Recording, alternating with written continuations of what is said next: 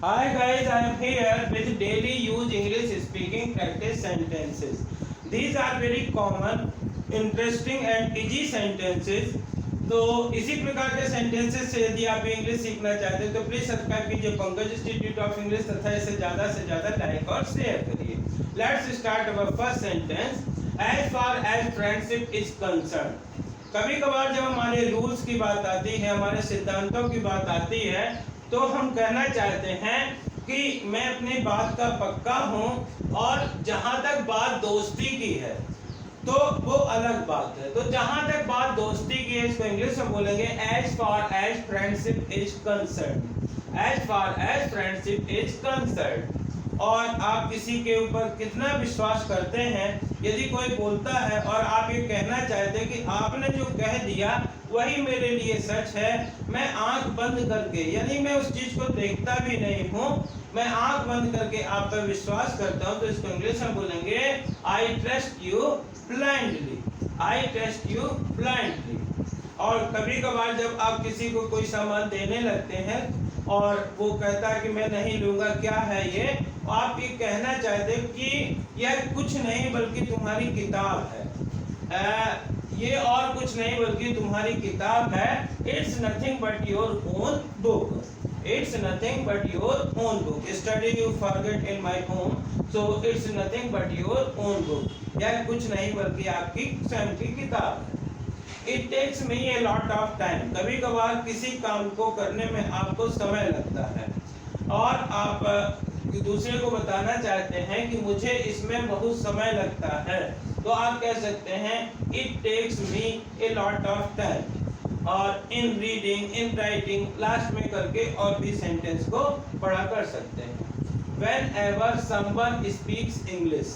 कई बार इस प्रकार से टिप्स दिए जाते हैं, if you want to improve your pronunciation then if whenever someone speaks English try to listen. यानी कि व्हेनेवर समवन स्पीक्स इंग्लिश, जब कभी भी कोई इंग्लिश बोलता है तो आप उसको ध्यानपूर्वक सुनिए, इससे आपके प्रोनाउंसिएशन में, उच्चारण में सुधार होगा. और कभी कभार जब आप स्वयं में आपस में बैठ करके बात करते होते हैं तभी कोई व्यक्ति बहुत एक्साइटेड होने लगता है, बहुत ज़्यादा जोर जोर से बातें करने लगता है, उसको आप ये कहना चाहते हैं कि आक्रामक होने की जरूरत नहीं है, अग्रेसिव होने की ज़्यादा जरूरत नहीं, तो इसको बोलते हैं don't try to be aggressive. Don't try to be aggressive. आक्रामक होने की जरूरत नहीं है. और कभी कभी किसी चीज को कोई व्यक्ति आपसे बार बार पूछता है और आप उसको नहीं बताना चाहते हैं, तो जनरली आप पूछते हैं why do you want to know. मैं आपको नहीं बताता, लेकिन आप जानकर के करोगे क्या, या आप जानना क्या चाहते हो, क्या करेंगे जानकर, या आप जानना क्यों चाहते हैं, तो why do you want to know. इस प्रकार से हम यूज करते हैं.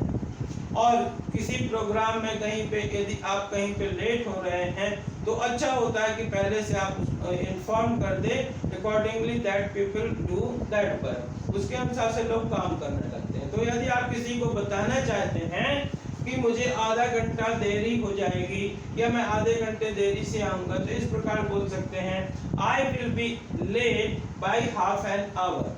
I will be late by half an hour. मैं आधा घंटा देरी से हो जाएगी. नेक्स्ट सेंटेंस है this is too much now.